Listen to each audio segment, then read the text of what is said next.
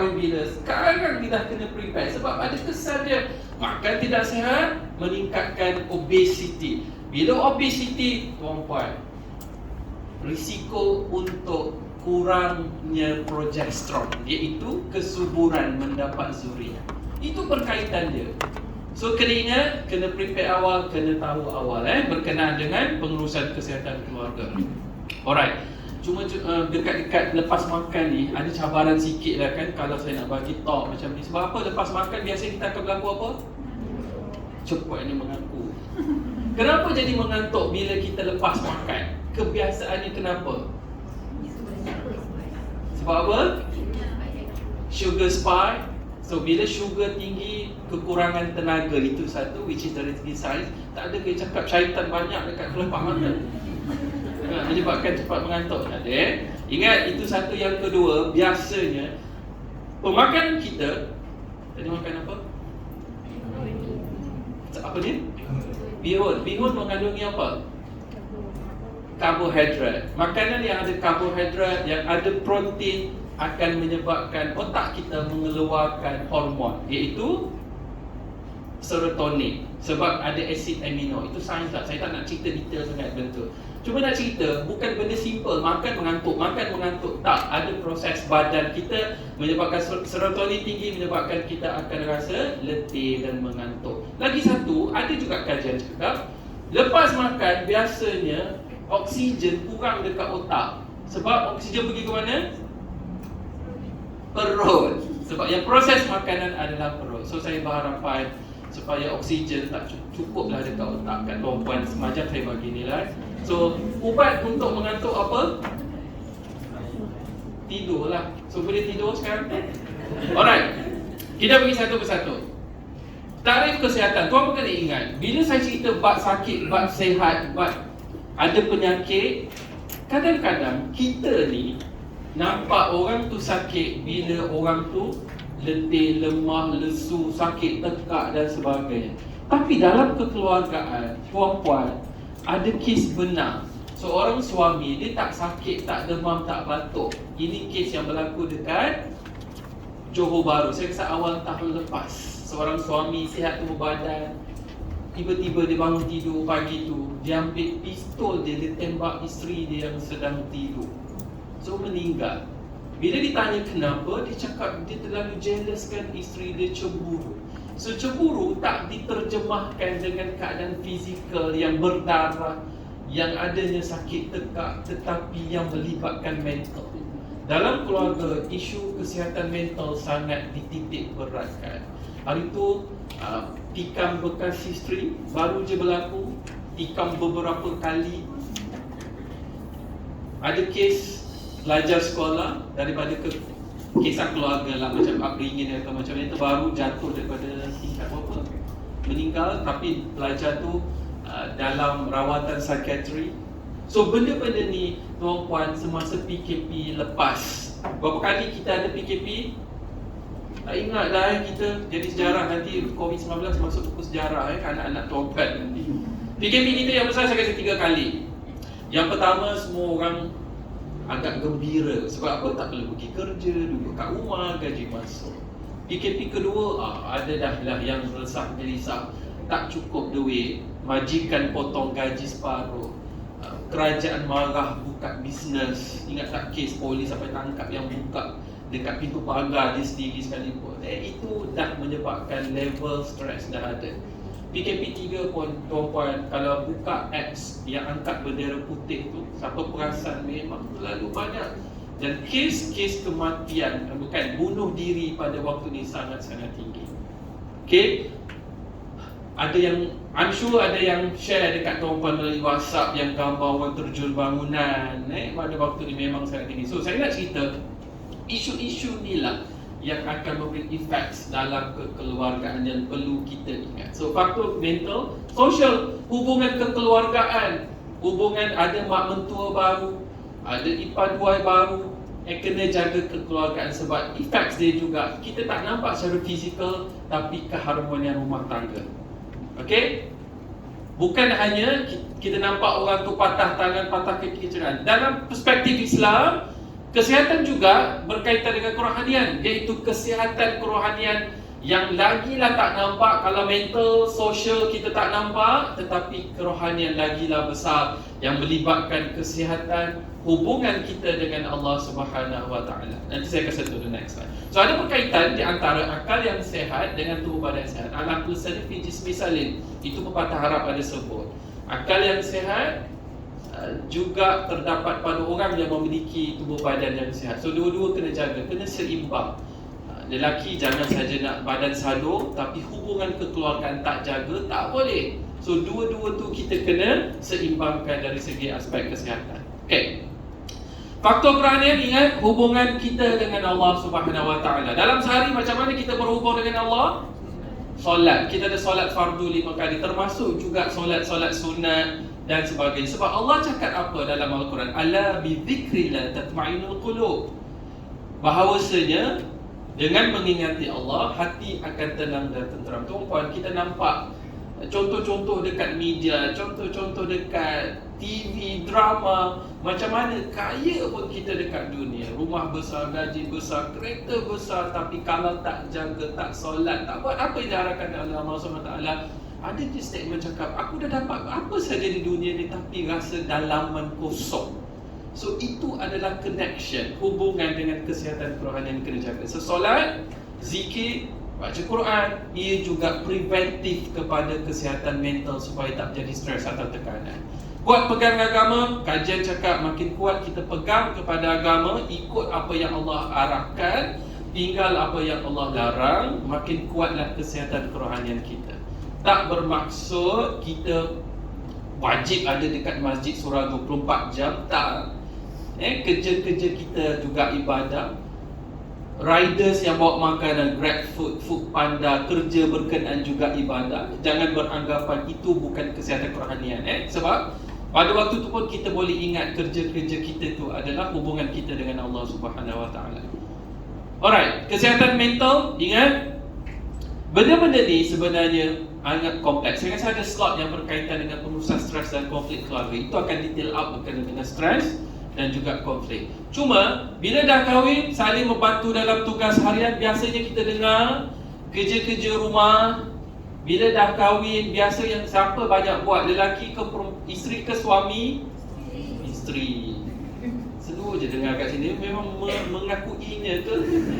Pernah dengar tak orang tua cakap, bila dah kahwin, wanita ni belajar tinggi sekali mana pun, tempat dia kat mana bila dah kahwin? Dapur. Tapi hari tu keluar Facebook, dapur orang yang belajar tinggi macam di kabinet dia, yang tak belajar macam di kabinet. Itu adalah budaya, tuan-puan, yang patut wajib kita ubah. Sebab dalam Islam mewajibkan suami bantu buat kerja-kerja rumah. Kerja rumah macam mana contohnya? Menyapu, mop, basuh kain, lipat kain, basuh pinggan mangkuk, memasak. Itu kerja yang perlu dibuat. Tuan-puan, dulu, zaman-zaman dulu, perempuan belajar tinggi mana pun, dia peluang untuk bekerja sangat-sangat tak banyak. That's why dia end up akan jadi suri rumah tangga. Tapi sekarang berbeza, dua-dua kerja, stres tempat kerja dulu sama. So share responsibility, kerja-kerja rumah kena buat sama juga. Ada kebaikannya kerja-kerja rumah ni. Kalau cuci pinggan 1 jam, berapa ribu kalori boleh bakar? Tak tahu. 1 jam cuci pinggan banyak. Berapa keping pinggan boleh cuci?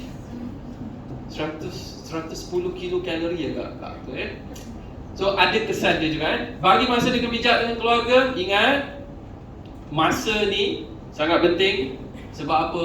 Ada lagi masa yang kalau waktu bujang yang tak balik rumah, orang tak kisah.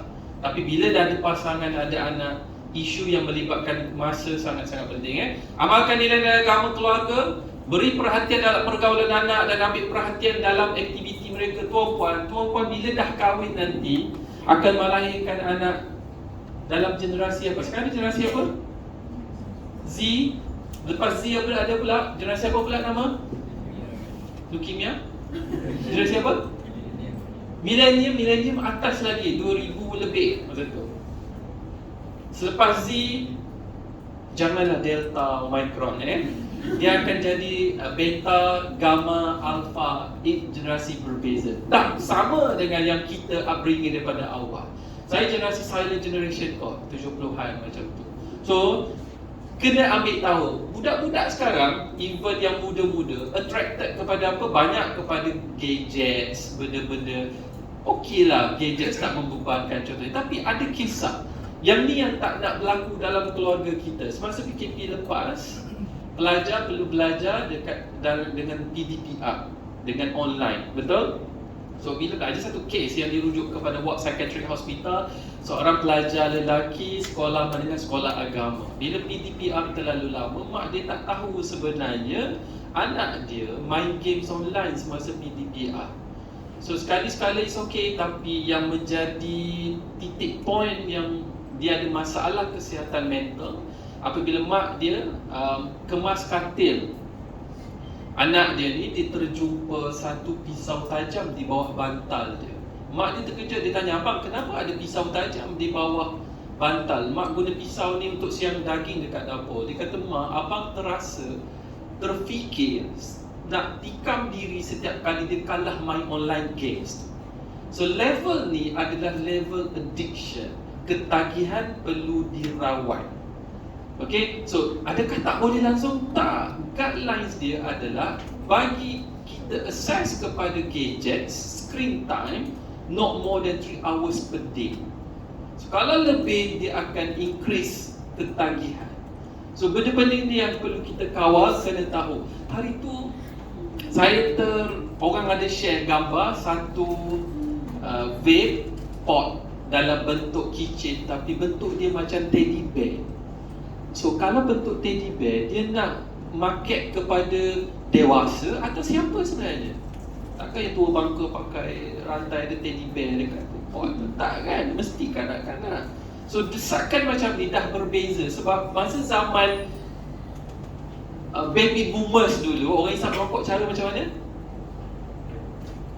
Rokok daun, gulung, masukkan tembakau, digulung-gulung. Tapi sekarang dah berbeza.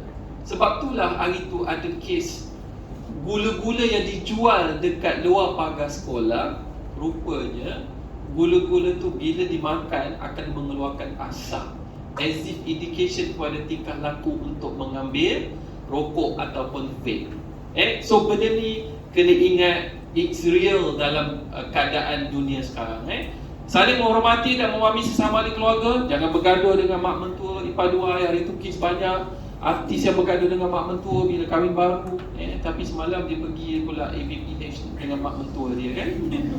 Itu bagus, hubungan yang sangat baik walaupun bekas mak mentua. Okey, ketahui kepada masing-masing dan hargai mereka. Kena ingat ini sangat penting. Bila dah kahwin adalah sesuatu condition yang mana tuan-puan adalah match antara satu sama lain. Okey, kalau kekurangan isteri macam ni, suami akan kena faham keadaan tu dan menerima, supaya tak jadi masalah dalam isu-isu kekeluargaan yang melibatkan kesihatan mental. Okey, dalam aspek kesihatan fizikal, banyak benda yang melibatkan gaya hidup sihat, genetik dan juga perancangan keluarga. Perancangan keluarga ni sebenarnya bukan genetik, tapi dia letak kat sini adalah untuk merancang keluarga, untuk menjarak-jarakkan anak ataupun mengelakkan daripada mendapat zuriat di atas sebab-sebab yang tertentu. Saya akan pergi satu-satu. Dari segi aspek gaya hidup sihat adalah melibatkan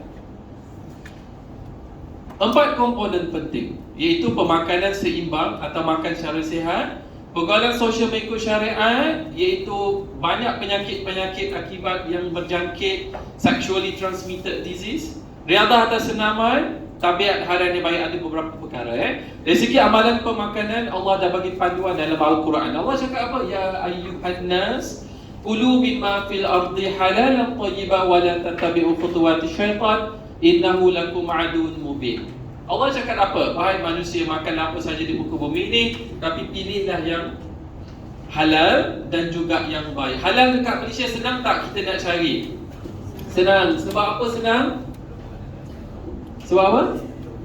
Ada logo halal, itu paling tepat. Logo halal bukan senang nak diberi oleh satu-satu kedai. Sebab jangkit tak akan tengok ingredient semata-mata. Contohnya kalau kedai kek, nak buat kek kena ada apa? Telur. Ada telur tak halal telur, tepung, icing, krim, butter, wajib sources dia adalah halal.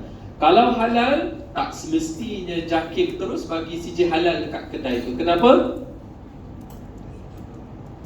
Dari segi pembuatan, kebersihan. Kalau ingredient halal tapi pekerja tu guna berus, bulu berus tu tak tahu sumber dia, sama ada khinzir ataupun haiwan yang bukan khinzir sekalipun, tapi tak tahu disembelih cara Islam ataupun tidak, hukum dia sama ada tidak halal ataupun di tengah-tengah yang dipanggil syubhah. Sebab Nabi cakap apa? Al-halalul bayyin wal haramu bayyin wa bainahuma mutasyabihat. Yang halal tu jelas, yang tidak halal ataupun haram juga jelas, yang di tengah-tengah syubhah yang sepatutnya kita elakkan. Tapi sekarang ni banyak kedai-kedai yang franchise dari luar negara, tak ada sijil logo halal tapi dia tampal apa? No pork, no lard, no alcohol. So rasa-rasa halal ke tak? Tak sure. Tapi kalau kita nampak perception kita, oh tak apa, tak ada sijil logo halal, tapi ramai je orang Muslim makan di dalamnya, so kita rasa macam halal. Sebab apa tahu orang Muslim? Biasanya pakai tudung lah kan, senang nampak. So itu tak semestinya kena ingat. Banyak kisah, banyak kes yang melibatkan hukum-hukum halal ataupun tidak halal. Pernah ingat tak kisah macam mana Subway? Subway tahu kedai Subway? Ada sijil logo halal tak? Bila ditanya semua confused. Tak ada masalah. Dia ada dan berawal lagi. Tak, saya tidak menidakkan halal ingredient menu. Tapi awal tahun lepas, CJ logo halal, CJ halal Subway telah ditahan, di hold, bukan ditarik, di hold. Agak-agak kenapa? Adakah dia guna menu baru yang diragui? Tidak, tak melibatkan menu. Agak-agak kenapa? Ada yang tahu? Kebersihan juga tidak, dia bergantung kepada kedai-kedai itu. Cuma pada waktu itu Subway telah menukar mesin filter air, penapis air daripada satu jenis kepada satu jenis lain, dan jenis baru filter dia menggunakan tulang haiwan. So ini diragui pada waktu itu, tapi semua ni dah settle. So kena ingat, sangat-sangat rigid sijil logo halal JAKIM. Macam tu juga ada yang peminat boba, bola tapioka warna hitam, mesti ada yang minat kan. Awal kemunculan dekat Malaysia dulu, kita tak tahu status sebab boba mengandungi gelatin. Gelatin datang daripada haiwan tu, tumbuhan haiwan, dan majoritinya adalah khinzir. Tapi tak semestinya, dia ada juga daripada bovine. Bovine tu contohnya haiwan yang berkaki 4, seladang, lembu, kerbau, tapi mestilah diurus secara Islam. So awal kemunculan, company boba ni hantar, dia kata bukan daripada khinzir gelatin ni, hantar ke sampel ke Mahkamah Kimia, memang betul bukan daripada khinzir, tapi JAKIM tak boleh sahkan ianya daripada haiwan lain sebab cara penyembelihan tu tidak disahkan betul-betul mengikut tata cara Islam. So kena ingat, benda-benda tu sangat rigid dan kita dipermudahkan dengan sijil logo halal tu. Thayyibah. Yang baik, kalau kita pergi kedai makan, contohnya macam mana kita dah tahu kedai makan tu bersih? Pergi kedai makan, dah tahu kedai makan tu bersih. Macam mana? Meja, tandas, betul? Saya ingat kalau sebut tandas, orang tua-tua, saya selalu bagi betul orang tua. Orang tua-tua dulu cakap nak masuk kedai makan ikut pintu belakang. Tapi sekarang bila masuk kat pintu belakang, tak boleh. Tuan-puan, kita dipermudahkan lagi. Pernah nampak tak yang ada grade? Grade apa? A, B, C, pernah nampak tak? Tak pernah? C, biasanya kedai itu tak bersih, wajib dibersihkan, 2 minggu baru digradekan balik. Pernah nampak tak logo, selain pada A, B, logo bulat warna biru, dalam tu ditulis BESS? Tak pernah tengok? Fail KKM kan? Itu lagi bagus berbanding dengan grade tadi. Sebab dia tengok pekerja dia ada suntikan typhoid ke tak, makanan tu bertutup ke tak, guna pengepit ke tak, kebersihan pengendali makanan dan sebagainya. Itu lagi rigid.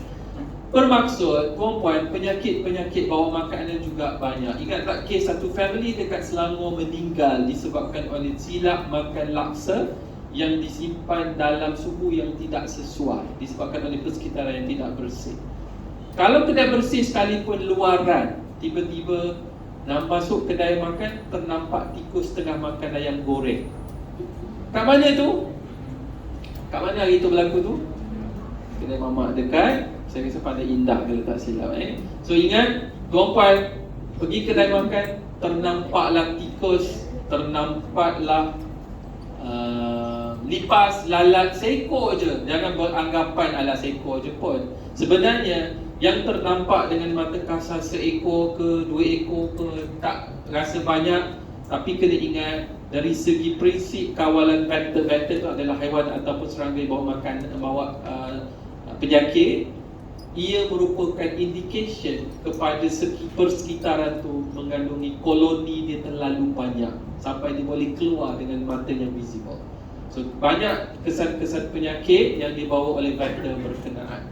Yang ketiga, pemakanan secara sihat, pemakanan seimbang.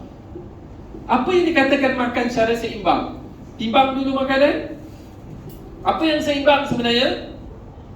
Protein, karbo, fiber. Okey?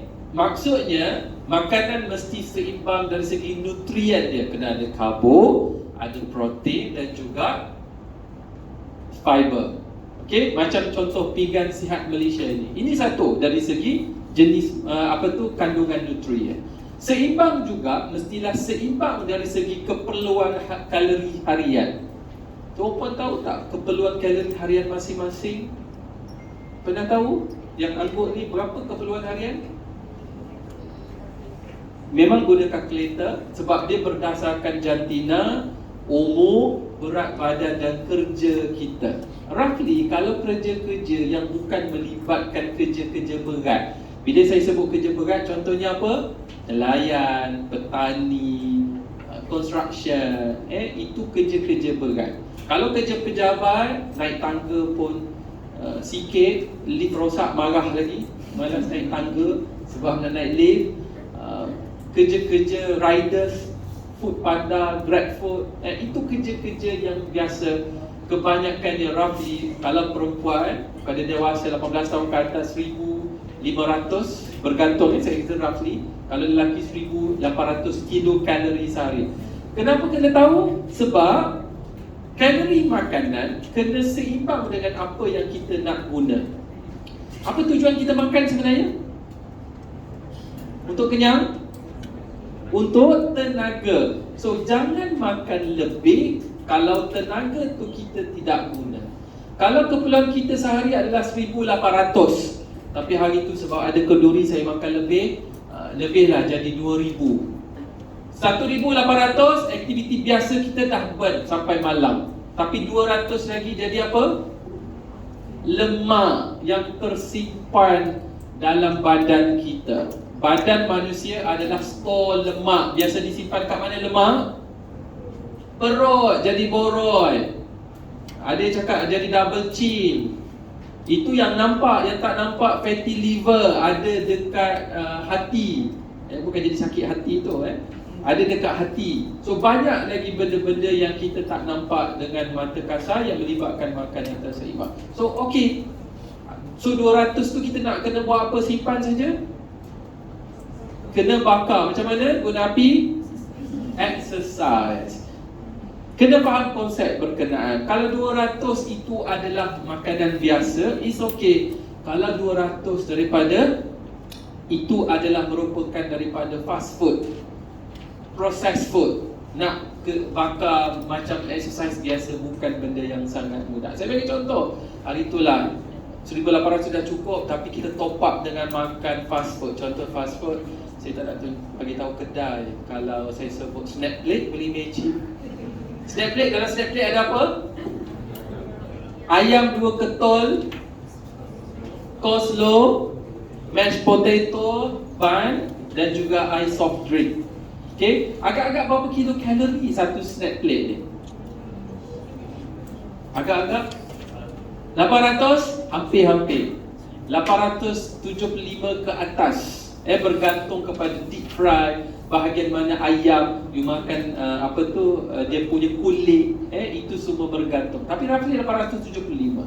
Tuan-puan nak bakar 875 ni, macam mana cara dia, exercise dia? Memanglah jogging, running semua boleh. Tapi ingat 875 daripada fast food. Bila saya sebut fast food adalah ia merupakan lemak tepu yang tak boleh dipecahkan kepada aktiviti biasa. So kena exercise.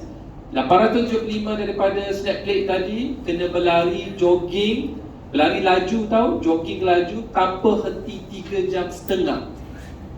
So kalau mampu, you tahu konsep ni perlu dibakar. Lepas makan petang, jogginglah 3.5 jam tanpa henti. Sebab tak nak tinggal dalam badan. Kalau tak jadi apa kalau tinggal? Penyakit apa contohnya? Kolesterol tinggi, hyperkolesterolemia, dyslipidemia, fatty liver, increase glukos dalam darah menyebabkan kencing manis, tekanan darah tinggi. Banyak tuan-puan. Bukan sekali event, tapi daripada sekarang kalau buat secara konsisten akan menyebabkan bila dah berumur, banyak sekarang yang menyebabkan premature death. Meninggal bukan pada masa jangka hayat kita. Jangka hayat rakyat Malaysia berapa tahun? 60, itu Nabi Muhammad. Jangka hayat rakyat Malaysia berapa tahun? 70, lelaki 73, perempuan 75. Kenapa perempuan hidup lama sikit kan? Sebab diet. Okay lah, setuju. Tak boleh nak lawan. Okay, itu roughly. Dia berubah-ubah setiap tahun. Kalau dia check dengan DOSM tu Jabatan Statistik, dia berubah. Mungkin tahun dia jadi 72, tapi dia sekaligus melibatkan. Kenapa jadi tak ada slide? Dia kena tekan dia. Dia putus Okay, itu buat makan. So kena ingat. Okay, pernah dengar pinggan sihat Malaysia, suku-suku separuh pernah dengar? Pernah amal tak? Tak tahu, tak ingat. Masa makan tak tahu pun kan? Okay, pinggan sihat Malaysia dia ambil daripada piramid makanan. Kalau saya cerita bab piramid makanan, bawah kena makan banyak protein, sederhana, atas tinggi sikit. Kadang-kadang otak kita suka nak berfikir. So pinggan sihat Malaysia setiap kali makan, waktu makan utama. Waktu makan utama kita berapa kali? 3, breakfast, lunch dan juga dinner. So ambillah pinggan yang sederhana cm dia. Berapa cm pinggan kita? Pernah ukur tak pinggan? Complicated lah KKM nak ajar orang. Di pinggan pun kena ukur cm. Biasanya 25 cm. Janganlah yang Le Creuset yang besar biru tu, dinner plate besar tu dah jadi 32 cm. Sebab kita tend untuk makan lebih. Okey, itu pinggan sihat adalah yang biasa. Cuma kena ingat portion makanan sukatan yang betul. Separuh daripada pinggan adalah isi buah-buahan dan sayur-sayuran. Kenapa penting buah-buahan dan sayur-sayuran? Sebab multivitamin, pelbagai jenis nutrien. Basically it's a fiber. Fiber tu adalah fiber apa bahasa? Fiber lah kan? Fiber, serat. Okay, apa pentingnya serat untuk badan kita? Sistem perkumuhan, sistem peredaran darah sangat-sangat penting. Itu je ke? Tak. Dia multivitamin yang banyak. Badan kita akan absorb secara natural, semula jadi daripada tumbuh-tumbuhan dan juga buah-buahan berkenaan.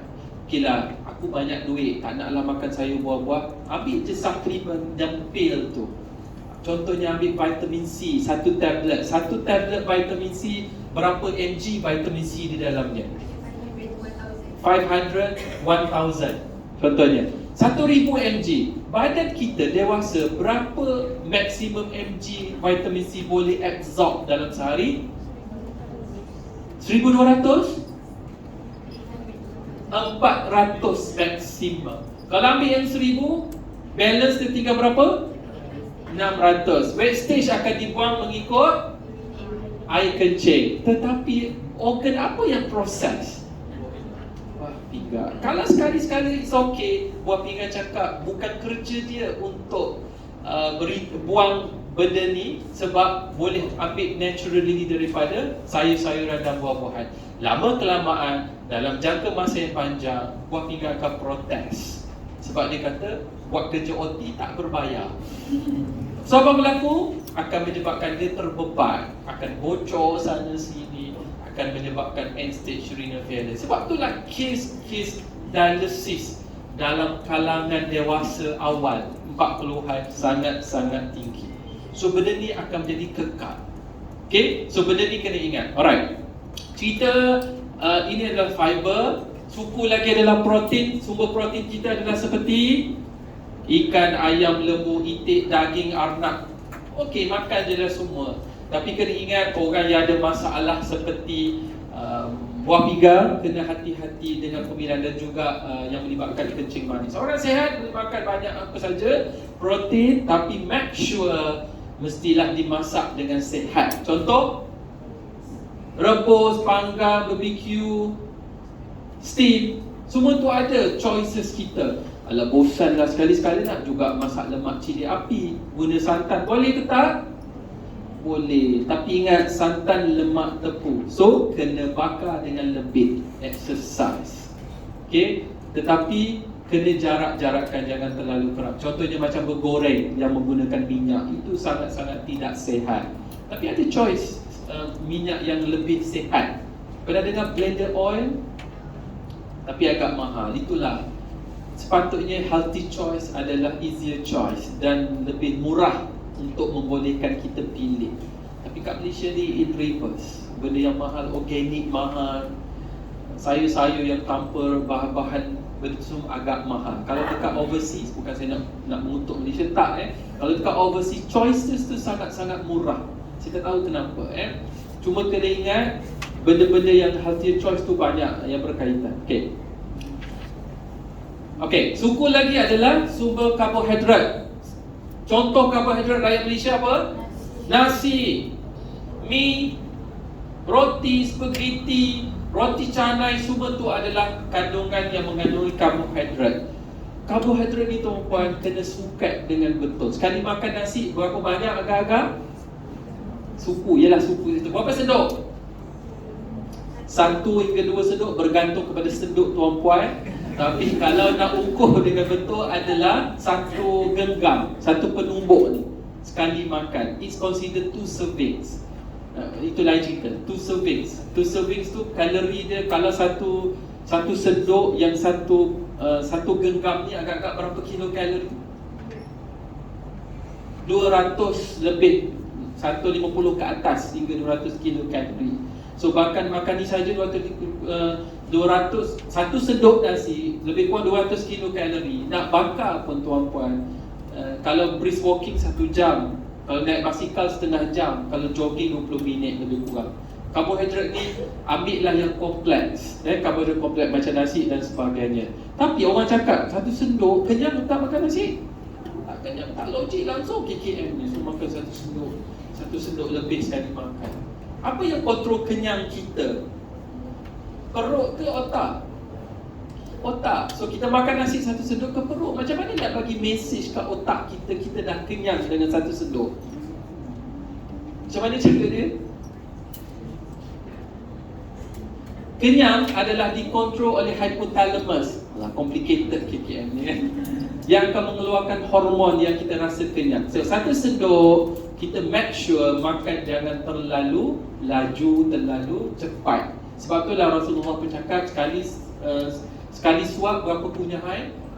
40 kunyahan minimum. Kalau lebih lagi bagus, sebab hormon yang rasa kenyang akan dirembeskan oleh hypothalamus kita ni dalam tempoh 20 minit ke atas. So, sebelum 20 minit makan banyak sekalipun lambat rasa kenyang. Sebab tu orang makan cepat, banyak akan tend makan banyak tiba-tiba, lepas 20 minit dia rasa macam dah sugar rush, glukos tinggi dan sebagainya.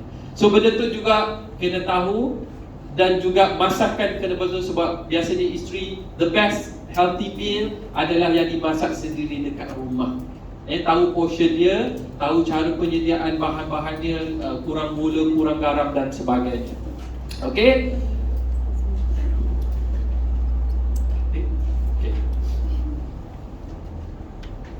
Sebab apa sebenarnya pemakanan ni sangat penting?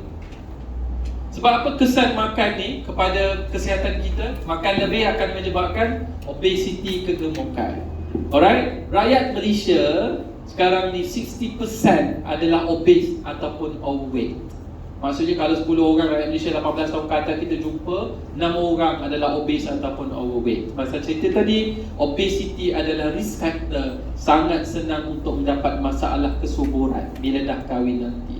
Itu juga obesity akan meningkatkan glukos dalam darah, penyakit-penyakit kronik seperti kencing manis dan sebagainya. Makan nasi kalau lebih, walaupun nasi putih kita tak adalah rasa manis sebagaimana gula putih, betul? Tapi dia mengandungi kanji. Kanji yang kita makan melalui nasi atau karbohidrat akan diproses oleh badan kita menjadi glycogen. Glycogen tu akan diserap jadi glukos, glukos tinggi dalam darah. So indication macam tu juga. Jangan beranggapan ambil air manis, gula manis saja penyebab kencing manis. Lebih makan karbohidrat yang tak sepatutnya dalam sukatan akan meningkatkan kencing manis juga. Alright, so obesity sangat tinggi, kencing manis sangat tinggi dekat rakyat Malaysia. Agak-agaklah negeri mana ramainya orang obes ataupun overweight? Agak-agak negeri mana? Selangor. Makan sedap kat Selangor, kedai banyak mamak banyak. Kuala Lumpur, daripada tu Kelantan. Ada orang sebut Kelantan kenapa? Banyak manis-manis. Kelantan, yelah manis, tai itik pun manis, kerbau guling pun manis. Sebenarnya daripada kajian yang KKM buat, National Health Mobility Survey, negeri yang paling ramai orangnya obes adalah Putrajaya. Yang kata kerja, orang Putrajaya kerja apa? Kerjaan. Maksudnya tenaga dia tak banyak guna, tapi intake dia banyak. Dan tak mungkin sedentary, tak banyak melakukan aktiviti fizikal.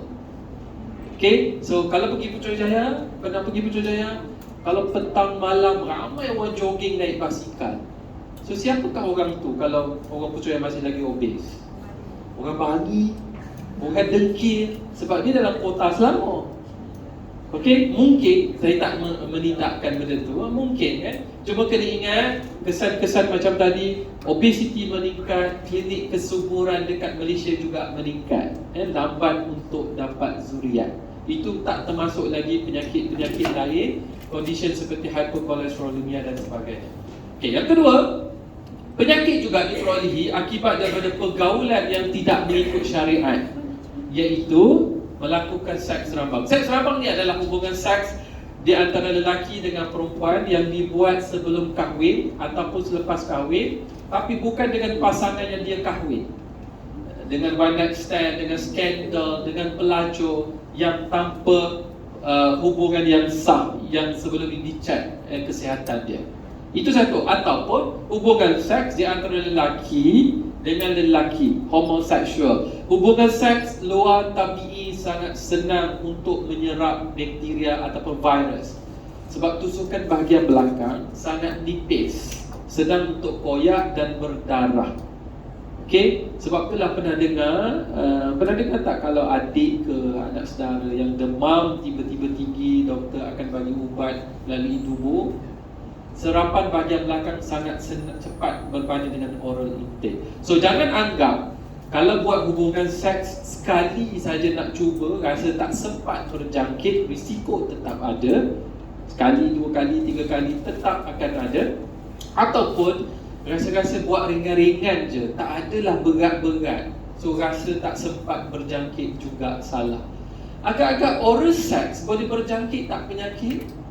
Seks oral boleh, tetapi risiko dia sangat rendah. Sebab ILO bukan medium virus atau bakteria boleh hidup. Cuma kalau pada masa oral seks dibuat, mulut ada ulcer, gusi ada berdarah, kemaluan ada kudis, jangkitan menjadi tinggi risiko dia. Okey? Penyakit ni biasanya berjangkit melalui cecair badan. Contoh cecair badan manusia apa? Cecair badan kita apa? Darah. Cecair badan darah? Air mazi, air mani, cecair dikeluarkan oleh faraj, cecair dikeluarkan oleh tubuh, susu daripada breast wanita, nanah, semua tu adalah medium virus atau bakteria boleh hidup dan menjangkiti kita. ILO tak, peluh juga tak. Okey, penyakit berkenaan adalah sifilis, gonoria, chlamydia. Pernah dengar? Penyakit kelamin. Pernah dengar penyakit kelamin? biasanya berjangkit akibat bakteria. So, kalau 3 penyakit, contohnya ada simptom, kalau melakukan hubungan yang berisiko, ada simptom seperti nak kencing, rasa sakit, nak kencing keluar nanah, dekat kepala Zaka ada perubahan warna, bulat patch dia berubah warna, macam ada ketuat sikit, ada lam dekat kelopak mata pun tanda indication syphilis. Okay, tanda-tanda ni tuan-puan tak boleh ubat sendiri, kena dapatkan ubat iaitu antibiotik daripada doktor. Tak boleh beli sendiri. Nak beli sendiri dekat social media ataupun nak guna traditional lomo kunyit ke serbuk kunyit ke, tak boleh sebab dia melibatkan sistem ataupun darah tu sendiri. Okay, so kena support sama sendiri sebab penyakit-penyakit ni is common dan banyak sangat treatment yang dah ada sekarang.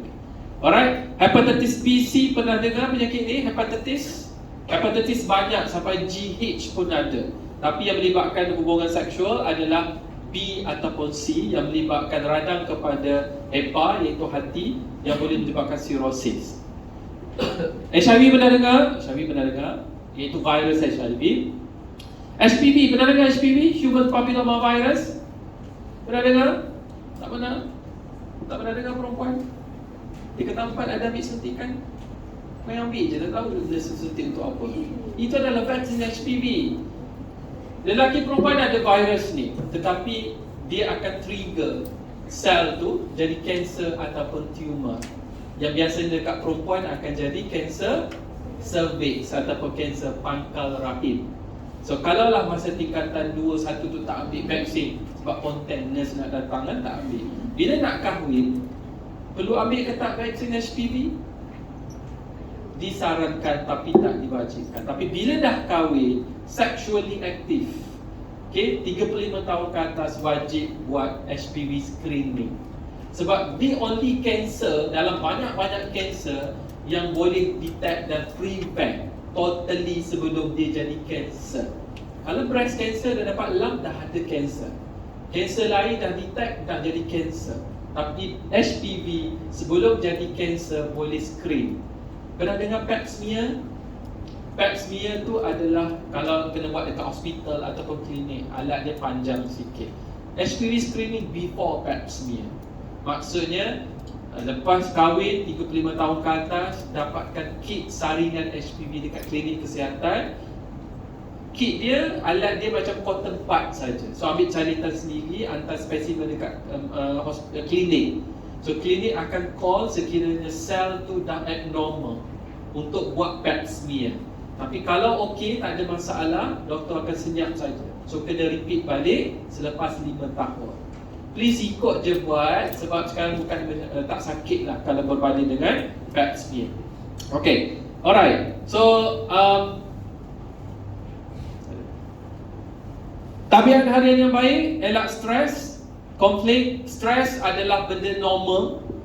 Orang yang tak pernah alami stres tu bukan golongan manusia. So apa? Nak angkat nikah pun stres, nak hantar assignment lambat pun stres, pergi kerja traffic light pun stres. It's normal situational tu.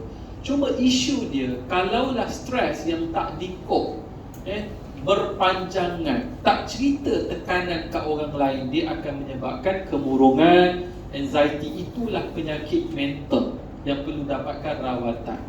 So coping skills tu banyaklah akan dicerita. Paling senang masa saya cerita tadi ada ala bidzikrillah tatma'innul qulub. Buat senaman juga boleh merembeskan hormon endorfin. Ini bagus untuk mengurangkan rasa tertekan ataupun rasa ada masalah berkenaan dengan stres. Cukup rehat. Berapa jam kita sepatutnya tidur? 8, 7 hingga 8 jam. It's range yang normal.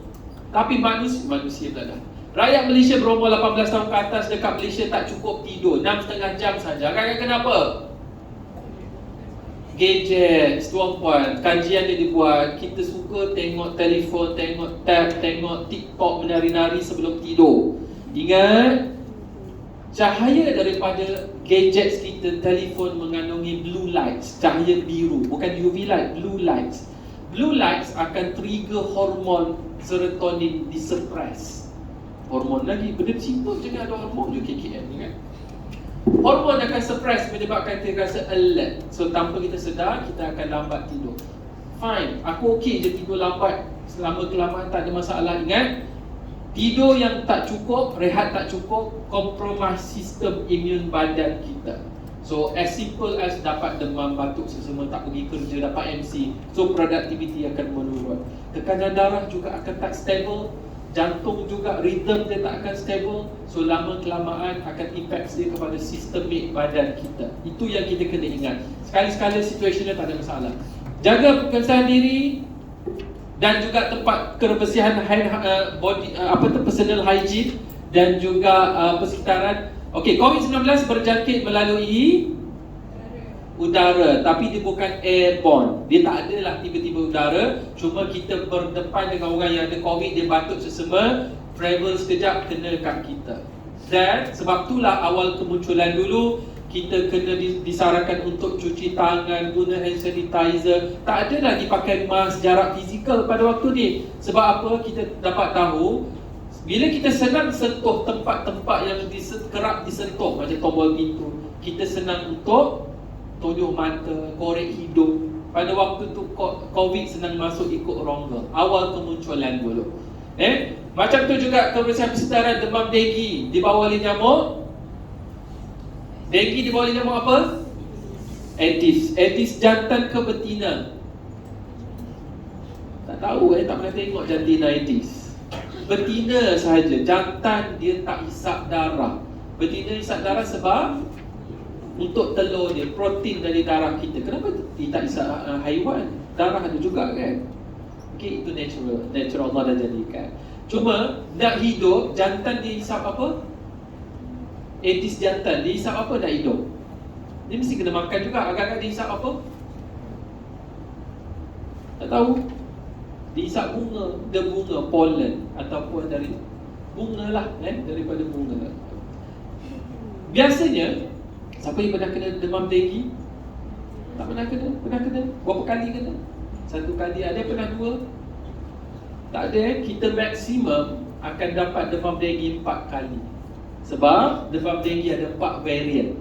Macam COVID tadi banyak, tapi dia 4 saja. So siapa yang pernah dapat 4 kali, varian yang berbeza, dia tak akan kena varian yang sama. Okay? Macam yang tu varian 1, den 1 contohnya. Dia gigit lagi nyamuk yang ada den 1, dia tak akan kena denggi dah. Tapi kalau nyamuk tu ada den 2, dia akan demam denggi lagi. So akan 4 kali. Siapa yang kena 4 akan immune, tak kena dah demam denggi. Right? Sebab badan kita dari sistem imun badan kita. Selain daripada tu, leptospirosis pernah dengar? Kencing tikus yang disebabkan oleh air kencing daripada tikus atau haiwan lain. Biasanya kat mana kita boleh berjangkit? Sungai. Selain daripada sungai, kolam air lah maksudnya. Ataupun pernah simpan tak bekalan steak dekat rumah, sandwich ke apa, simpan dalam store, tiba-tiba tikus kencing, terus ambil buka, makan terus dan tak dibasuh. Ataupun macam melalui mata, melalui hidung, dia akan berjangkit. Macam tu juga dekat air. Kalau tak luka, ada kencing tikus dalam airnya, risiko dia rendah. Tapi kalaulah menyelam daripada mata, telinga, semua akan menyerap. Okey. Leptospirosis biasanya disebabkan, adalah disebabkan oleh bakteria Leptospira. Bila sebut bakteria, ada ubat, iaitu antibiotik. Okay, itu kencing tikus ada ubat. Kalau penyakit kencing kawan ada ubat tak? Itu tak ada antibiotik. Rasanya kena cutuk lagi teruk. Alright. Jauhi bahan ketagihan. Bahan-bahan ketagihan kita adalah seperti dadah. Banyak jenis dadah. Cuma kena ingat, daun ketum dikonsider dadah. Walaupun dia bukan di bawah akta dadah berbahaya, tapi kesannya sama saja macam ketagihan. Cuma tuan-puan, kalaulah ada saudara mara yang ketagihan dadah, make sure dapat kerawatan. Sebab ketagihan wajib dirawat. Okay? Dia bukan jenayah yang boleh baik macam tu saja. Kita tahu benda tu adalah benda yang jenayah. Tapi jangan takut, ada klinik yang dipanggil Cure and Care. Pernah dengar tak Cure and Care Services bawah AADK? Ialah sebab bukan semua masalah dadah. Klinik Methadone, dibagi ubat sentetik supaya mengurangkan ketagihan. Kena ingat, isu-isu sosial banyak. Pernah ingat tak seorang remaja dimandikan sebagai macam jenazah sebab dia cuba curi duit tabung surau untuk beli bekalan dadah. 2 minggu selepas tu remaja tu telah leher mak dia sebab dia minta duit untuk beli dadah, mak dia tak bagi, mak dia sampai meninggal. So isu-isu macam ni lah yang menyebabkan masalah dalam keluarga. Benda ni bukan tabu dan bukan masalah jenayah. Maksud kalau pergi klinik macam ni, boleh dapatkan rawatan macam walk-in saja. Alright? Ketagihan kedua adalah akibat rokok. Rokok for sure haram dalam Islam. Semua dah tahu, wala tulqu bi aidikum ila tahluka. Dah tahu. Cuma susah untuk berhenti rokok. Setuju tak? Setuju. Saya perasan yang rokok tu ialah kuat. Sebab apa susah nak berhenti rokok? Ketagihan. Ketagih kepada nikotin. Nikotin merupakan dadah. Okey. Ketagihan merupakan penyakit mental. Merokok menyebabkan ketagihan. So siapa yang isap rokok ada penyakit mental. Itu perkaitan dia. Sebab dia sebabkan ketagihan. Itu satu yang kena ingat. So perlu dirawat. Ada ubat tak untuk berhenti rokok? Ada. Dia bukan ubat. Dia macam replacement. Nikotin replace dengan yang sintetik yang dipanggil NRT, nikotin replacement therapy, ataupun Nicorette, ubat tu jenis tu. Ada yang bentuk gum, ada yang inhaler atau sebagainya. Okey, fine. Ambil ubat pun susah nak berhenti rokok. Kenapa? Sebab masih lagi ketagih. Okey, so pasal apa? Okay, sebab ketagih. Apa saya nak cerita tu dia? Rokok banyak jenis bahan kimia atau sebagainya. Okey, kalau nak kahwin, susah nak berhenti rokok, jangan share asap rokok kepada pasangan yang tak isap rokok. Okey, kalau yang duduk dekat, directly nampak asap tu diseda. Tapi kalau isap kereta, tak ada pun anak, isteri pun tak ada, pasangan pun, saya ni lelaki dia isap rokok, suami pun tak ada dalam tu, orang yang isap rokok, buka tingkap kereta. Jangan anggap asap rokok tak diserap oleh sodium di permukaan. Asap rokok ketiga diserap oleh baju, kulit, rambut, yang mana paling umum boleh mandi, boleh basuh. Tapi kalau permukaan kereta akan kekal dekat situ sampai 1 tahun, dia berinteraksi dengan ozon yang ada acidic punya, akan mengeluarkan bahan kimia baru yang dipanggil tobacco specific nitrosamines. So udara dalam tu dah tercemar. Anak masuk, pasangan masuk, lama-kelamaan dia gelap masalah yang sama-sama macam perokok. So kesan dia sama saja rokok ni. Okay, tak ada baiknya. Okeylah, aku tak isap rokok sigaret, isap vape, tak ada asap. Vape keluar apa? Vape keluar apa? Wap air ataupun partikel air. Dia bukan asap, so berbeza. So tak adakah bahan kimia? Tidak. Vape, electronic cigarette, nanostick pot mengandungi apa? Liquid nikotin. So ingat, nikotin menyebabkan ketagihan. Asalnya liquid nikotin tu dia ada flavor, ada nikotin, ada propylene glycol. Ada yang cakap hari tu ada apa tu? Menyebabkan apa tu yang letak ganja, dadah, semua tu lain cerita. Yang normal tak ada pun masalah apa tu bahan kimia lain macam asap rokok. So adakah ianya okey berbanding rokok? Tidak. Sebab ada kes hari tu remaja, seorang remaja dia sebab tuan-puan, satu titik liquid nikotin tak sama dengan satu batang rokok volume nikotin dia. Sebab concentration dia tak sama. Sebab itulah kes dekat Johor tu, seorang remaja dia keracunan liquid nikotin. So apa sebab jadi dia tak meninggal tapi menyebabkan masalah neurologi. So masalah mental dia, masalah saraf dan sebagainya. Okay, dan tahu tak vape sekarang, orang yang isap vape dah ada penyakit baru, EVALI nama dia. Pernah dengar EVALI? EVALI, Electronic Vapor Use Associated Lung Injury. Yang mana alveola dalam paru-paru dia berdarah, so terpaksa tebuk trachea untuk bernafas. Malaysia dah ada penyakit ni sekarang. Sebab dia paru-paru dia tak boleh dah menyerap oksigen dengan sempurna. So jangan anggap benda ni adalah sihat, sebab liquid nikotin dalam vape akan dipanaskan. Bila dipanaskan, dia akan mengeluarkan chemical baru, terutamanya logam, yang sangat senang memberi masalah kesihatan bila inhale oleh paru-paru.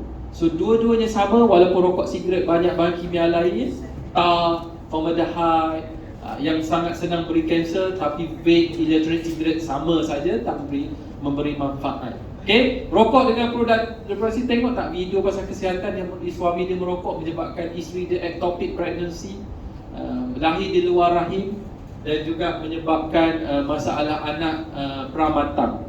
Bukan isteri yang merokok, tapi suami ataupun access kepada banyak asap rokok di luar daripada keadaan tu.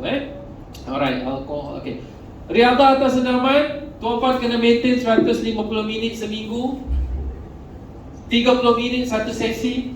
Ada yang cakap aku weekend je buat, berenang, jogging 3 jam, sudah lebih 150 minit. Adakah itu bagus daripada konsep kecergasan? Dia buat tu bagus, tetapi kecergasan kena maintain 150 minit secara seimbang. Tak bolehlah buat weekend saja. Weekday saya tak cukup. Okey lah, tak ada masa nak bersenam sebab balik kerja malam, tak bawa baju kerja, tak sempat nak bersenam. So lakukan aktiviti fizikal, jangan duduk saja dekat rumah, sedentary. Contoh buat apa dekat rumah? Cuci kereta, 1 jam boleh bakar 300 kilokalori. 300 kilokalori bersama dengan makanan apa? Satu keping roti canai kosong. Tu roti canai kosong tak termasuk kuah dal, kari kambing, kari ayam, kari itik, kuah banjir. Ingat, apa-apa makanan yang banjir kuah dia, kalori dia double. Okay, nasi kandar, kuah 1 sendok mungkin 600 kilokalori. Kuah banjir cuma jadi kuah masuk jadi 1200. Okay, so kena ingat akibat makan. Alright. Penyakit keturunan banyak sekarang ni dapat juga dikesan, bukan dari physical, mental, social, tapi dia berketurunan.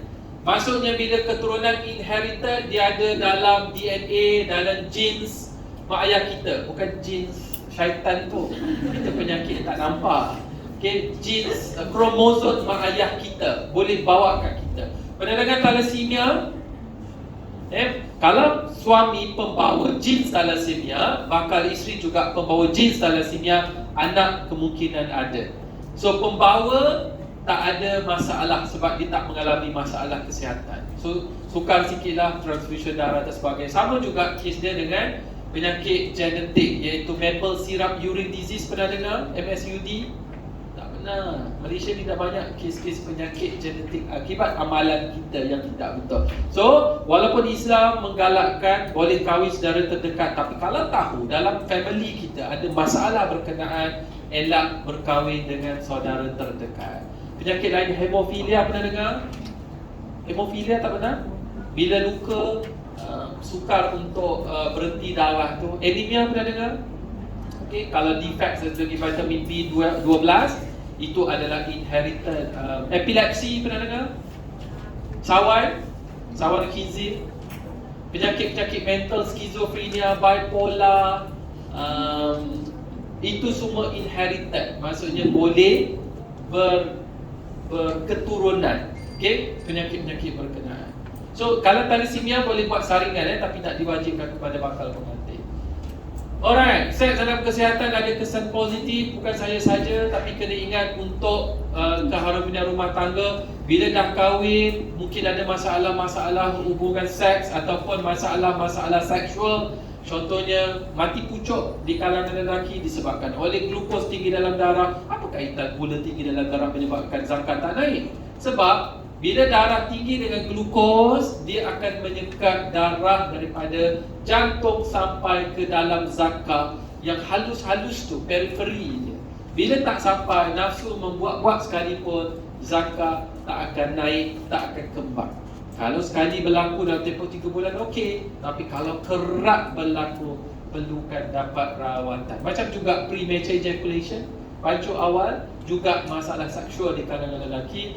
Biasanya dikira daripada first penetration. Kalau sekali masuk tusukan tu saja terus dalam kurang 1 minit terus pancut, itu consider masalah seksual yang perlu dapatkan rawatan. Isteri kena support suami dalam keadaan berkenaan.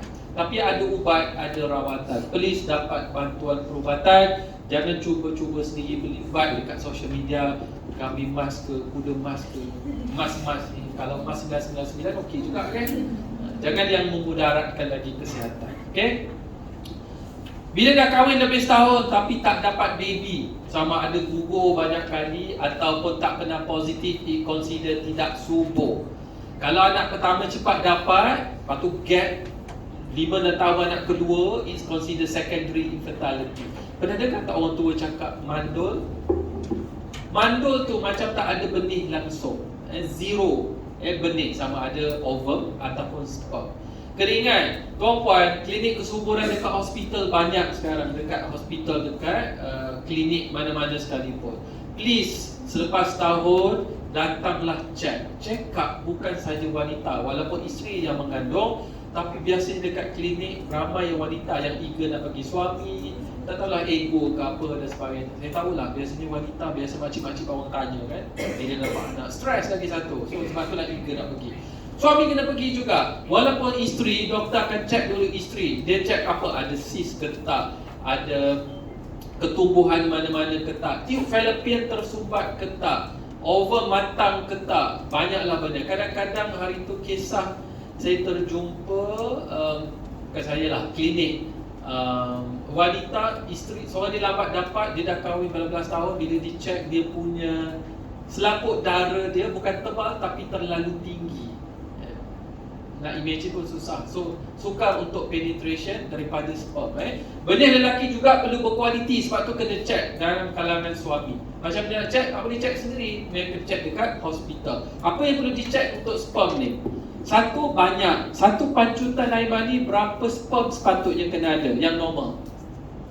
Pernah kira tak? Berapa sepatutnya ada yang normal sperm?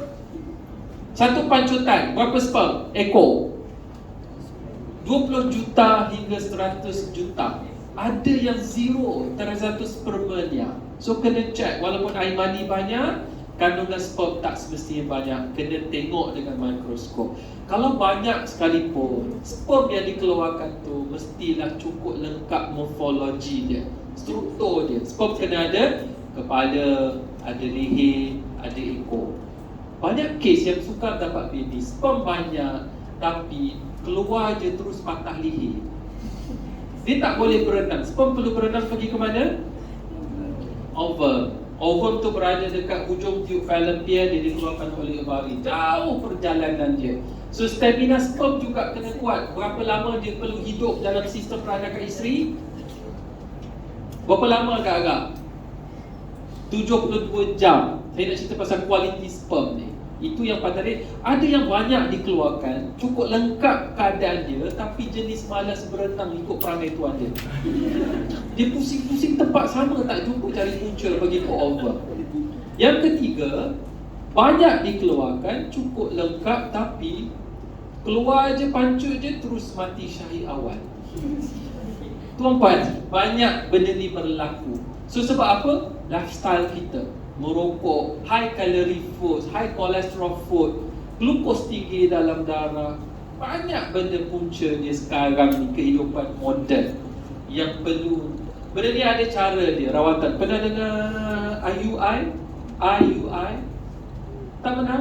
Kalau yang IVF pernah dengar? Oh, yang mahal-mahal pernah dengar. IUI sperm saja dikeluarkan secara manual, dipilih. Jadi kerja doktor pula pilih yang mana-mana berkualiti, yang tak mati syahid awal, yang berenang laju, tangkap siap-siap, suntik balik kepada sistem peranakan isteri. Pada waktu ni dah ada treatment ubat kesuburan dan sebagainya. Okay, itu IUI, biasanya murah. Okay, dan klinik kerajaan semua ada, hospital kerajaan ada. IVF agak mahal. Kalau swasta, kawan saya buat hari tu 24,000. Kerajaan saya rasa 5,000, tapi ubat kesuburan saja. Cuma waiting list dia panjang. Okay, so checklah medical card tu boleh cover ke tak dengan rawatan kesuburan. Sebab benda ni it's common dalam keadaan sekarang. So kena ingat, bukan end of your life kalau lambat dapat zuriat, tapi ada treatment. Dua-dua suami dan isteri kena sama-sama dapatkan rawatan dekat hospital. Okay, bila dah pregnant, sama ada bunting pelamin atau guna kaedah IVF macam Datuk Seri Siti Nurhaliza, dia sekali buat sekali tau. Macam dia dapat afiat dulu, afwa tu adalah dibekukan, okay, dalam peti sejuk. Berapa lama boleh beku? Hari tu kes dekat Hospital Sultanah Nurhaliza Kuala Terengganu 8 tahun dia duduk dalam peti sejuk. Bila dia balik overseas, dia buat implantation, jadilah baby. So benda tu ada treatment dan ada rawatan sekarang, ya. Ingat kena buat buku seawal 12 minggu. Biasa check pregnancy biasanya dah 4 minggu ataupun 3 minggu. So sebelum 12 minggu buat buku dengan klinik kesihatan kerajaan dan swasta. Make sure acid folic ambil semasa mengandung. Acid folic ni sangat penting. Folic acid untuk pembesaran janin, untuk tak nak jadi spina bifida. Bifida tahu yang tulang belakang terbuka, baby tak develop dengan betul. Boleh ambil seawal 3 bulan sebelum nak pregnant, ya. Dia tak ada overdose apa, tetapi biasa sebelum pregnant akan dibeli sendiri dekat farmasi lah. Alright, kalau ada alahan, ingat makan sikit-sikit tapi kerap. Nak lahir dekat hospital, klinik yang ditauliahkan, ada swasta ataupun kerajaan, tak kisah. Suami boleh temani isteri masuk dewan bersalin. Tak ada dah sekarang bersalin dekat rumah. Biasanya ada yang terpengaruh nak bersalin kat rumah tu dengan dolar dan dengan dolar. Dolar orang perseorangan, dia tak ada ilmu perbidanan. Dia tengok YouTube saja, dia kata dia boleh coach lahir dekat rumah. Dia tak boleh sambut baby tapi dia tengok buat apa dekat rumah. Biasanya yang senang terpengaruh adalah wanita atau suami yang tak nak bersalin dengan doktor lelaki. Sebab biasa dolar adalah perempuan. Tapi kesan dia adalah kalau uri terkeluar dulu, perdarahan lebih, jantung baby tiba-tiba drop, jantung mak berdrop, tak ada alat yang boleh bantu kalau lahir dekat rumah. Okay, penyusuan susu ibu, kita dah tahu komplit zat dia susu ibu. So baby kena kerap bagi susu daripada lahir sampailah umur 6 bulan, eksklusif breast, susu ibu. Itu yang paling bagus. Tapi ada juga yang suka ada masalah, so tak, ataupun dengan pembedahan tak boleh terus bagi susu ibu, dicampur dengan susu infant formula. Tapi susu ibu suggest diberi daripada lahir sampai 6 bulan. Masa ni jangan campur bahan lain, air masak ataupun excited sangat nak pertama terus nak bagi minum tabur.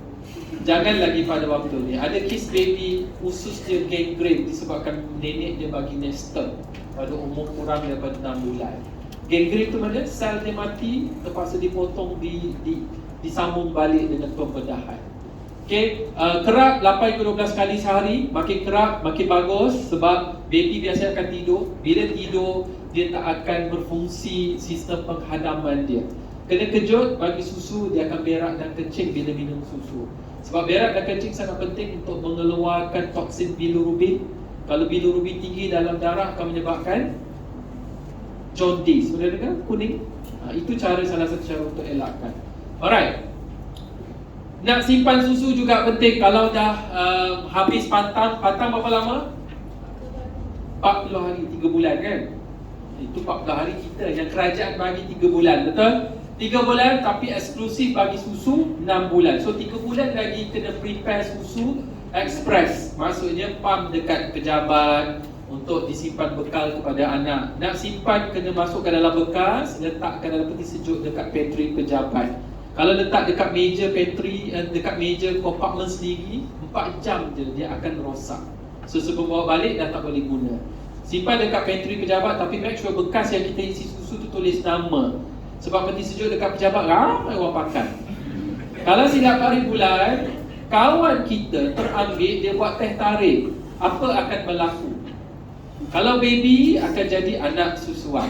Dalam Islam tak ada status kawan susuan. So make sure simpan dengan labeling betul kalau yang melibatkan tempat-tempat public tadi.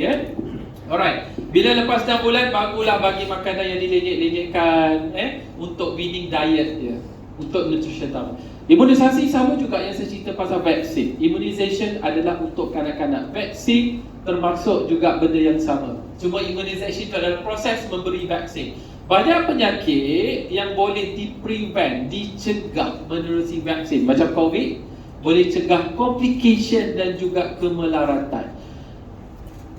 Pernah dengar campak? Campak pernah dengar? Semua orang roughly ramai yang kena campak, betul? Berapa lama kalau kita demam campak? Seminggu, maksimum 2 minggu, betul? Boleh settle kalau kita dapat vaksin. Tahu tak yang berlaku dekat kampung orang asli Kuala Lumpur tahun 2019? 37 orang dalam kampung tu, dia dapat demam campak, dia tak ada vaksin. Sebab apa tak ada vaksin? Nurse masuk kampung dia lari masuk hutan. So dia tak ada vaksin. Demam campak dah jadi outbreak dekat kampung. Apa yang berlaku menyebabkan complication kepada paru-paru. So 37 orang meninggal. So jangan anggap campak benda yang simple tak boleh menyebabkan kematian. Sebab itulah kita bagi vaksin untuk trigger sistem imun badan kita. Pernah dengar tak pertasis, batuk kokol? Tak pernah dengar Nanti anak ikut je jadual ni. Sebab batuk kokol biasa kat budak-budak, bila dia dapat jangkitan bakteria pertasis, dia akan batuk terbahak-bahak. Dia tak boleh tarik nafas, menyebabkan bila batuk terbahak-bahak, oksigen tak ada dekat kepala, menyebabkan dia collapse, pengsan, dan sebab kalau severe boleh menyebabkan kematian. So benda itulah yang sepatutnya. Kalau dewasa kita batuk terbahak, boleh tarik nafas lagi. Kalau baby bawah 6 bulan, bawah 1 tahun, dia tak boleh lah nak bernafas dengan betul. Kanser pagar rahim, HPV tadi, dan juga terbaru adalah kerajaan bagi vaksin cara percuma, iaitu meningokokal. Dah dengar meningokokal? Penyakit yang menyebabkan meningitis laput kepada otak. Alright, perancangan keluarga diharuskan dalam Islam untuk menjarak-jarakkan anak. Kalaulah contohnya gaji tak banyak, nak bayar nursery mahal. Hari tu ada satu viral dekat Facebook, gaji dia 1,500, tolak kedua 1,300, 3 orang anak dia 900 dah bayar nursery. Keadaan macam ni, kalau intention kita untuk mengurangkan masalah tu, dibenarkan dalam Islam. Tapi kalaulah anak seorang, dapat seorang, terus potong tube fallopian, tak anak, dah anak, tak ada sebab yang diharuskan oleh syarak, hukum dia haram. Dan boleh menggunakan kaedah-kaedah perancangan keluarga seperti pay perancang untuk lelaki ke perempuan? Perempuan, tapi dah ada untuk lelaki. Tetapi swasta je kot, kerajaan tak masuk lagi. Suntikan hormon, implanon, alat dalam kondom, kaedah sebenarnya inilah kaedah-kaedah yang boleh digunakan untuk merancang keluarga. Tapi kalau guna pun alat ni, tiba-tiba terpregnant juga, wajib diterima. Tak bolehlah kita buat macam menggugurkan atau sebagainya atas dasar tak nak. Tapi kalau atas dasar memang mak ada masalah kesihatan yang wajib menggugurkan kandungan, itu diharuskan dalam Islam. Okey, saringan kesihatan tuan-puan, kena ingat juga bukan cek darah yang dekat klinik saja perlu buat setahun sekali. Tuan-puan tahu tak, HIV test tak masuk lagi, masa dah nak habis. Lambat sekejap Okey, saringan kesihatan HIV kepada bakal pengantin wajib buat, tahu kan? Macam mana dapat appointment? MySejahtera. Ada yang dah delete MySejahtera, boleh Google nama klinik kesihatan, dia akan bagi link kepada qmed.asia. Contohnya klinik kesihatan mana, nak bagi contoh? Klinik kesihatan Ceras. So dia akan ada link, kat situ akan ada 2 option, sakit luar dan juga ujian pra perkahwinan. Kalau dalam MySejahtera boleh buka, akan yang dah update akan ada atas tu appointments, dia tulis. Tekan appointments, ada nama sendiri. Tekan nama sendiri, akan ada semua jenis nama-nama saringan, termasuk nak buat scaling. Lepas tu tekan kat situ klinik mana, masuk klinik mana, akan keluar tarikh. Okay, so pada waktu berkenaan pergi dekat klinik, bayar RM1 dekat kaunter, akan dibuat test. Sebab apa tuan-puan perlu ujian HIV ni kepada bakal pengantin? Sebab HIV ada ubat ke tak? HIV tak ada ubat untuk matikan virus, tapi ada rawatan. So tujuan rawatan ni adalah makan ubat, 3 jenis ubat, ataupun sekarang ni ada combination 1 ubat saja dekat swasta. Makan ubat ni, virus dalam darah, virus HIV dalam darah akan lemah, tidur. So dia tak makan sistem imun badan kita. Bila tak makan, imun badan masih lagi tinggi, so penyakit AIDS tak diproliferate. AIDS bukan satu penyakit, tapi pelbagai jenis penyakit yang senang menyerang sekiranya sistem imun badan dah lemah akibat HIV. So sekarang ni, kalau buat saringan sekalipun didapati positif, salah seorang atau dua-dua perkahwinan boleh diteruskan. Tetapi wajib dapatkan rawatan retro antiviral. So rawatan ni akan melemahkan HIV. Orang ni ada HIV dalam darah tapi dia hidup macam biasa, dipanggil people living with HIV.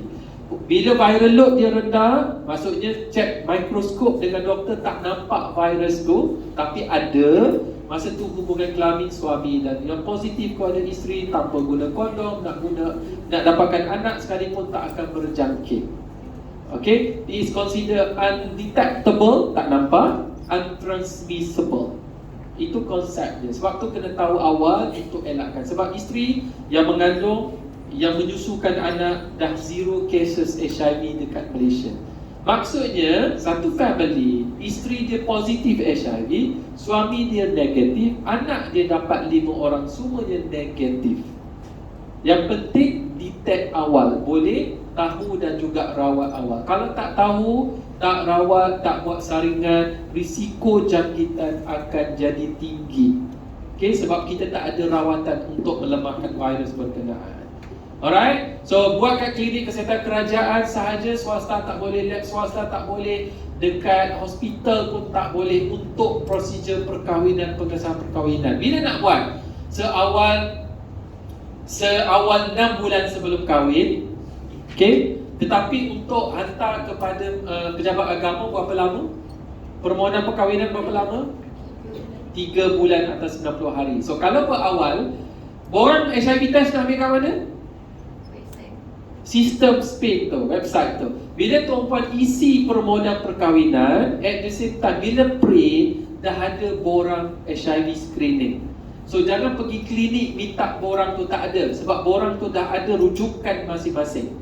Tak ada dekat klinik kesihatan. Buat borang dia pre, 6 bulan dah pergi buat test. Bila dapat result okey, tunggu sampailah masa 3 bulan sebelum pergi buat, hantar kepada pejabat agama. Selewat-lewat je 7 hari kan boleh hantar. Tapi nak buat HIV test tu lebih awal boleh 6 bulan. Tapi tak boleh lebih daripada 6 bulan. Contohnya kalau buat dah awal, tiba-tiba tak jadi kahwin, tempoh HIV test tu dah jadi 7 bulan, kena repeat balik ujian berkenaan. Sebab tempoh sah laku hanya 6 bulan sahaja. Okay? Alright? Ini saya cerita tadi. Okey, pemeriksaan kesihatan tadi saya cerita, bukan saja cek dekat rumah. Kalau bukan saja cek dekat kerajaan ataupun klinik, dekat rumah pun boleh buat sendiri, terutama pemeriksaan seri payudara untuk cek tanda-tanda awal kanser payudara. Ada lam, ada perubahan warna. Sebab sel kanser sangat agresif ke payudara, sedang metastasis ke organ lain, senang menyebabkan kematian dalam tempoh yang singkat. Kalau lelaki, pemeriksaan diri testis, pernah dengar? Testis tahu tak apa? Batu 2 ketol tu, ataupun nama model latu-latu. Kena cek, apa perlu cek? Keadaan dia bengkak ke tak, ada ketulan ke tak, perubahan warna dekat skrotum, ada tiba-tiba warna bulan, itu tanda-tanda ada masalah kesihatan yang perlu dapatkan rawatan. Ataupun ada dua-dua elok je, tapi bila cek lepas ni ada seketul je. Rasa-rasa seketul lagi lari ke mana? Merajuk, dia akan masuk saluran bladder atau abdomen. Kalau sakit, dia jadi hernia. Tahu hernia? Angin pasang atau benign prostatic hyperplasia, sangat menyakitkan. Tapi kalau tak sedar, lama kelamaan dia akan menjadi risiko kanser testis. So kena cek, kena perhatikan juga keadaan tu. Ada step yang disebut, ada beberapa langkah tertentu juga. Kalau breast self examination 7 langkah untuk tahu tanda-tanda tertentu. Kadang-kadang dekat ketiak ada ketulan, itu juga indication kepada risiko kanser payudara. Alright, saya rasa saya dah habis berkenaan dengan urusan kesihatan keluarga. Ingat kenapa penting tuan-puan start awal untuk berkahwin, untuk kesihatan, untuk kesejahteraan kehormonian. Tak naklah merencatkan, boleh menyebabkan perceraian. Kes-kes perceraian pasangan Muslim sangat tinggi akibat masalah kesihatan. So benda ni tuan-puan kenalah aware dan kena tahu. Dan tuan-puan dapat laksanakan tanggungjawab dengan sempurna sekiranya dua-dua sihat. Alright? So itu saja berkenaan pengurusan kesihatan keluarga. Ada soalan nak ditanya? Semua faham? Atau oksigen makin kurang? Alright, kalau tak ada apa-apa, saya habis kat sini. Yang baik tu datang daripada Allah SWT, yang buruk tu kelemahan. dan kekurangan ilmu saya sendiri, saya minta maaf. So wabillahi taufiq wal hidayah. Wassalamualaikum warahmatullahi wabarakatuh. Terima kasih. Assalamualaikum warahmatullahi wabarakatuh. Terima kasih kepada yang bagi Dr. Effendi atas segala perkongsian. Okey ke tajuk kita tadi? Okey. Semua tersegi ni doktor? Ada bagi tip-tip ke tadi? Okey, so sekarang kita akan melihat Zuhur pun dah masuk dah. Dengan nak makan, dia boleh makan dulu. Kita berhenti rehat sampai pukul 2 suku Kalau boleh 5 minit sebelum 2 suku tu semua dah naik lah. Sebab kita nak, kalau boleh kita habis awal sikit. Kita habis azan asar macam tu boleh ya. Kita nak habis pukul 6.30 juga. Tuan dia jaga masa lah, 5 minit sebelum 2 suku tu minta semua dah naik lah. Boleh ya? Okey, kita tangguh dulu program kita untuk tengah hari ini. Assalamualaikum warahmatullahi wabarakatuh. Kita ada sedia lunch dekat kantin, so semua dijemput lah.